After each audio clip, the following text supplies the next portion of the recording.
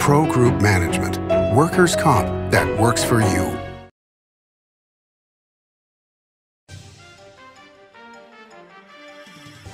Welcome to Nevada Newsmakers. I'm Randy Thompson, sitting in for the vacationing Sam Shad. I'll be talking today to Alicia Barber, author of Reno's Big Gamble, about Reno's reputation, its historical values, and, well, where we're going in the future. Coming up on an all-new Nevada Newsmakers. I'm here at the Carson Valley Inn in Minden with Joey Whitaker, and you've got a lot of convention space and meeting breakout space for people. Tell us about what's available. Well, we can handle a group up to about 250 and anywhere as small as 10 or 15. So it really depends on what you're looking for, what the customer's looking for. We're open to anything. It's a beautiful drive, and if you live in South Reno, it's probably about 30-35 minutes, so it's real easy to get to. It's not a long way to get away to the Carson Valley Inn. Pro Group Management offers workers' comp services to a growing number of industries. As businesses grow and change with the times, the need for a solid workers' comp program must be flexible and up to date. The evolving nature of regulations can make staying ahead of complex tasks challenging. But Pro Group Management simplifies the work so your industry can move forward and succeed. Pro Group Management, workers' comp that works for you. Before the masks, before the distancing, before the world changed, UMC was ready. Our response to COVID-19 began before the crisis did, with our own team of infectious disease experts who've spent their careers planning for this moment. With a pandemic response plan, we'd practiced again and again, and by blazing new trails in large-scale testing, including every patient we admit. Always ready. UMC. Nevada Newsmaker Studio is located at the headquarters of the Nevada Trucking Association. Motion and purpose are a truck's greatest virtue. This is Nevada Newsmakers with host Sam Shad, a no-holds-barred political forum. Now, from the Nevada Newsmakers broadcast headquarters, here is Sam Shad. And we are back on Nevada Newsmakers with Alicia Barber. She is the author of Reno's Big Gamble, Image and Reputation in the Biggest Little City. She's also a consultant called, her business is Stories in Place, which is a historical consulting firm. And she works a lot with the Nevada Historical Preservation Office. Thank you so much for joining us today, Alicia, via Zoom. But you look great. You got your beautiful background of the books there. Thank you for having me. Yes, this is my world. Exactly. Happy to be here. So I was given your book by a friend of mine at Christmas time, and I'm really enjoying reading it. And I'm reading just bits and pieces. So it says, Alicia Barber traces the transformation of Reno's reputation from backward railroad town to the nationally known Sin Central, as Garrison Keillor called it, a place where you could see things that you wouldn't want to see in your own hometown. So you kind of touch a lot, and I'm going to go through a little bit on the book, but you talk a lot about how Reno continually transforms itself.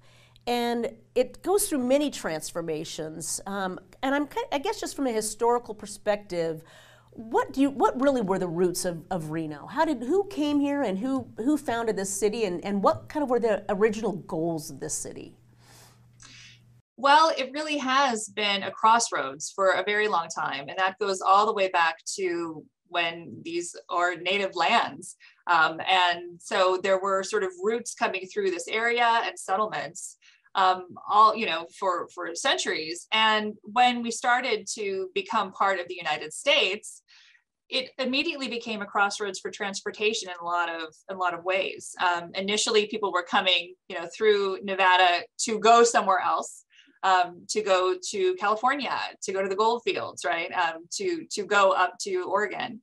And then the Transcontinental Railroad established a junction here. And so all of a sudden, then Reno became a place with some permanence, although there had been just a river crossing where Myron Lake established, before him, Charles Fuller, and then Myron Lake kind of improved upon a crossing at the Truckee River to go down to the Comstock.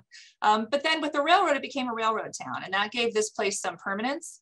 And so I always think of it as being a crossroads, where a crossroads is both a place people go through to get somewhere else, but also a place where people gather together and they meet. And so that crossroads idea really continues all the way through Reno's history, from becoming a point on the Lincoln Highway, US 40, Interstate 80, and then the north-south routes too. So it's always had this interesting mix of being a place where people went through, and that kind of translates into a tourist industry, and then also where people stay and try to build their own community. So you say early on in the book that they were faced with the opportunity to provide unique attractions to a nation thirsting for entertainment and release. And that's kind of, you're saying that's where we started becoming this tourist mecca. And the moment of crisis arrived not with the introduction of tourism by outsiders or even with the corporations of the tourist industry, but with the failure of civic leaders to recognize the balance of resident and tourist space. I found that fascinating, not just for Reno, but for Las Vegas as well. But I think we're going to touch a little bit on Vegas later. But the overall aesthetic appeal. So we brought tourism right into our downtown corridor. Is that what you're saying? And is that kind of, and that to me was where the conflict sort of began. Yeah, and it can be in balance. You know, there's sort of a balance that needs to happen when you become a tourist destination or are thinking a lot about tourism, in the way that Nevada's metropolitan areas in particular very much were oriented toward tourism. First with the migratory divorce industry, which is a weird kind of tourism, but that starts in, 1905, 06. But then with gambling, of course, and being sort of a unique place for that to happen. So really orienting yourself toward what outsiders want, what outsiders think. Not that residents didn't also experience those things, but when you start changing the landscape in such a way that it's really oriented toward tourism, you can tend to lose that balance of what does this place mean for the residents? And it really translates into the landscape itself. And eventually in Reno, there's sort of a pushing out from its own existing single downtown of residents in favor of larger and larger casinos, hotel casinos, things orienting toward the tourist industry. So there can be a tension there if one is really dominating over the other. And that really is what happened at kind of a certain crisis point in Reno's history. Las Vegas had the Strip, and so a lot of things could happen on the Strip that weren't actually impeding or impacting an existing space. In Reno, it was all just the one downtown at first. And that's where people lived downtown. That's where the core was. They had... Right. They worked, and they shopped. And that was really true probably for Reno through about the 1960s, 1970s, when they started to get like just much larger scale hotel casinos and parking garages and such, right? That started to really kind of eat up the space downtown, and residents really started to leave. So on page 11, Reno's big gamble, risking its reputation along with its aesthetic appeal time and time again, is the dogged pursuit of economic gain. So we're giving up what could have been a quaint town to bring in the tourism, to bring in the casinos, and to kind of take over our core of that? I think because of the demands on space, yeah. I mean, I really look at the identity of a place as having really three dimensions. It has that connection or that sense of place that residents feel about it. Then there's a promoted image of sort of what's sent out there marketing-wise about what you want people to think about it. And then there's its reputation, which I was very interested in because Reno had been concerned about its reputation for a very long time. And that's how outsiders think about the place that you don't really have control over, And so those three have to really be in alignment in order to have a place that functions, And so I think about that as being that place alignment. And so when there is sort of more of a concern given to what outsiders want your place to be, you can tend to lose a sense of what this place is and what its own identity is. Now, I first started visiting Reno in the 1990s, and that was a very difficult, challenging time for downtown in particular. Lots of casinos had closed, but the buildings were still there. So it looked very kind of vacant, and it really came out of questions. What is this place? Most destinations do retain that sense of continuity that comes through their history. And what we know about urban places now in urban tourism is that tourists like to visit a place and experience it as the locals experience it. So there's something about the casino industry in particular that is quite divergent from that because they are sort of their own escape. They aren't necessarily integrated into part of what a kind of residential based city is. So why is it that Reno has chosen to demolish the Mapes? We preserved at least the Riverside. Take out the King's Inn, take out Harold's Club, take out Harrah's, and reinvent the downtown to not be really gaming centric, but also at the same time losing part of really its history of gaming. Where did we go wrong, or where did we go right, maybe, on that kind of move?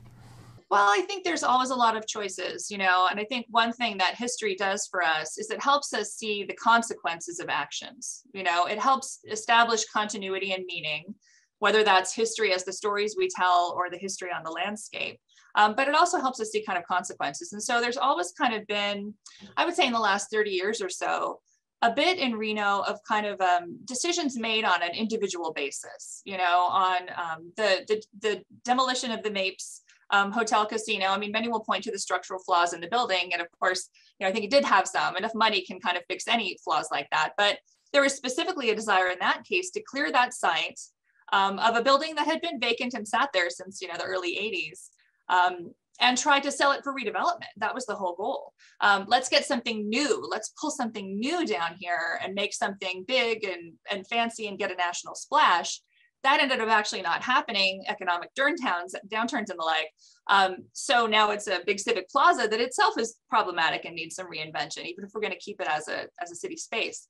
But a lot of these decisions, I think, have been made kind of on an ad hoc basis a little bit without trying to retain a sense of what is the identity of this place. You know, there had always been discussions of Reno having an identity crisis. And that always, as a historian, kind of struck me, how does the city have an identity crisis? You know, isn't your history kind of the key component of a city's identity? And so I think if we can look at that as being something that is not only meaningful to residents, but that tourists look for too. You know, outsiders want to know, what is this place all about? Maybe it helps us make decisions that are a little more thinking about the long term instead of just happening on a case-by-case basis. So this is a question that's going to take a long answer, so I think we're going to take a quick break, and we'll be right back after this. Calamity. It lurks around every corner. Or not. That's why UMC Quick Care is around every corner, with locations around the valley. UMC Quick Care, for all your small calamities. Can't do it. Stupid, like my mom. We can't do anything at Mommy's because you won't pay child support. Dad said you cheated, and he's not even sure he's my dad. Mommy said you left both of us, so she isn't gonna let me see you. I look just like my father. I'm divorce attorney Marilyn York, and I may represent men, but hate has no gender, only casualties. Please, stop sacrificing your children in your war against your ex. Safety. We all think about it. You think about it when he buckles in, when you check your mirrors and put away your phone. RTC thinks about safety too. In fact, we create it. Center turn lanes mean fewer blind spots. Bike lanes keep cyclists and you safe. Roundabouts reduce injury collisions, and all these crosswalks are designed to keep families like yours safe. Safety is your priority, and it's ours too. Every day, in everything we do.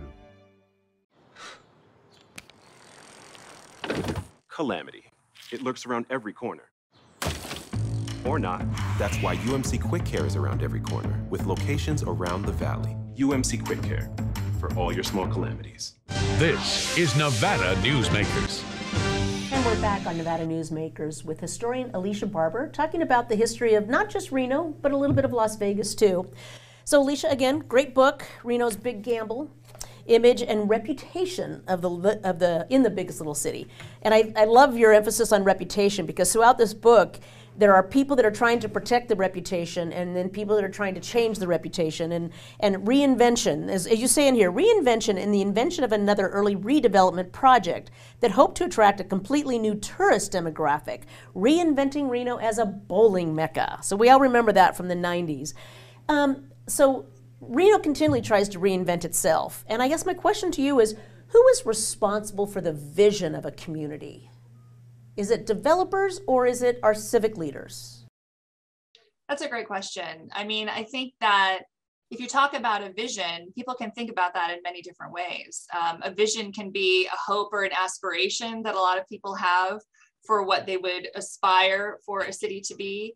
A vision can be something that is tied up to economics, you know, to sort of an economic plan. Our vision is to, for instance, for quite some time, there was sort of this desire to be, let's base ourselves on outdoor recreation, right? And then there was, let's kind of be a university town, which is something that is still kind of in the mix here. And I think it's sort of driving a lot of the decisions that are being made now about Reno trying to connect the northern half of the downtown to the campus, university campus, which used to be much more connected because there wasn't an I-80, right? But so a vision can come from a lot of places. I think here we think about EDAWN, the Economic Development Authority of Western Nevada has a lot of ideas about the vision. So I think probably what's a little bit tough sometimes is to make sure that people are talking to each other, because there can be a RSCVA, Visit Reno Tahoe vision, and an economic vision, and a city vision, and then a residential vision. So there really isn't any one entity that's in charge of that, but I think there has to be a sense that this is a conversation that is happening rather than something that is being imposed by any single or just, sort of small group of entities, in order to make sure you're creating a space that everybody actually feels is theirs, that belongs to them. So that reputation you talk about, for years it was Reno 911, and how we all tried to get away from that. And I think what really changed that was Tesla. Would you agree? Well, I think it's funny because right when I published the book, sort of Reno 911 had come out, and it was just pre-Tesla. And so there was a shift that happened right after that. And then suddenly there became sort of a high tech, kind of a high tech vision, that this is where we're headed, is to be, a new sort of Silicon Valley, which you got a little bit of language of that kind of nationally. Of course, everybody wants to be the next Silicon Valley, right? But yes, I mean, I think there's sort of that promoted image, and then, like I say, the reputation of how you're being perceived that may not align with that image. And the truth is that Reno and residents and leaders have been really consumed with concern about Reno's reputation from the very beginning. I mean, I talk about 1868, immediately a couple months after the little town is founded as a junction, they're dealing with national publicity, calling it like a Wild West town and no civilization. And the only people who want to live in Nevada or in Reno are minors and uncouth people. And there's just this obsession often with, like, how do people think about us, And that becomes much more important for a tourist town, obviously. You want to have a really good reputation to get visitors here. But also, if you're trying to attract residents, you're trying to attract investment, you're very concerned about that reputation, right? So that's something that can be a very powerful force, but you have to make sure that here, in terms of how this is kind of playing out on the landscape and the way that the residents are sort of feeling about the place, is a part of that vision too. And so whether it's like to be a bowling place, right, or high tech or university or Tesla, I think there are sort of repercussions for trying to create a sense of a vision and what this place is that might not necessarily be jibing right now with what people are seeing on the landscape or how it's being experienced by residents. And the goal is alignment. It's to align all of these things. And it doesn't seem like Reno has grasped its vision, unlike a Vegas. Vegas is, hey, we're Vegas. What happens here stays here. We are the town of all the entertainment. They have grasped their vision. We really haven't. We haven't, because I don't think we've really defined our vision.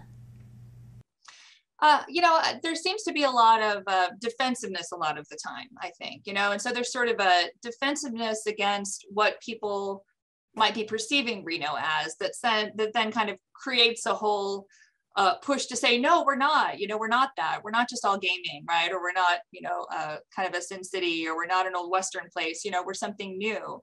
But I think that what cities really recognize, the ones that are working well, both from a tourism standpoint and from a place where people love to live, is that continuity of having a connection to your heritage that's visible on the landscape, that provides a sense of connection, both for long-term visitors, and residents, but also for new people who come and are seeking that.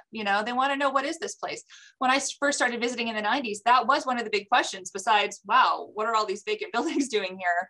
But what is the history? Because you could see that there were some beautiful historic buildings in the downtown area and other places too, nothing was marked, nothing was interpreted. There was nothing anywhere to tell me, this, the Washoe County Courthouse designed by Frederick de Longchamps in 1911. And this is where actually the divorce industry, played a major role. The downtown post office, Frederick de Longchamps, 1934. There's just like little bits and pieces. And I think there hadn't necessarily been, and still today, a kind of a recognition about how this is your identity. This is your culture. You can be new.